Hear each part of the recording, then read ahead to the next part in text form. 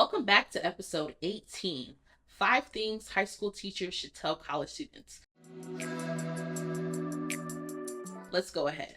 Number one, ask your advisor about your schedule. Often first year students don't get a chance to create your own schedule. And so this is important so that you have more power and autonomy as a student than you might know. Why are you taking certain courses? How does this align with your major? I also, in the same first thing, is ask about the necessary number of credits. One thing I didn't see this as much after my first year, but I saw this push to get students out in 4 years or to matriculate in 4 years. And so I had first year students who, very first semester, brand new into the college experience, living on campus, they had 17 credits. Not everybody has the capacity to take 17 credits. Maybe you don't want to take 12, but maybe you'll take 15 instead of 17.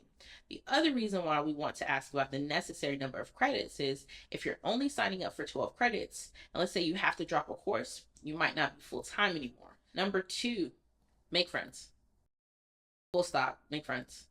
It is important to have community, and college is already difficult on its own, but making friends is so important. From my college journey and my personal experience, I would not have gotten through college had it not been for my college friends. It's great to have friends who were in the space with me. I would encourage high school teachers to tell their seniors, be open to different writing styles. How you wrote a 5-paragraph essay in high school might not be the same as college. Also, along with the different writing styles, also being open to knowing that research papers might be more challenging. You might have to write more pages, you might have to have more complex main claims, or you might have writing courses that are more process based.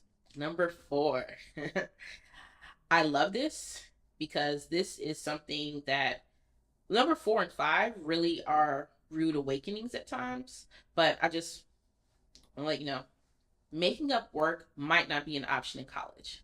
In high school, you might be able to make up all your work at the end of the semester or the end of the school year, and your grades will not be impacted because you might just have a final grade.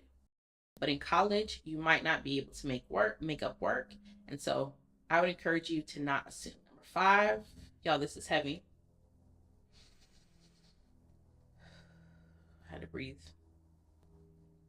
Failure isn't an option.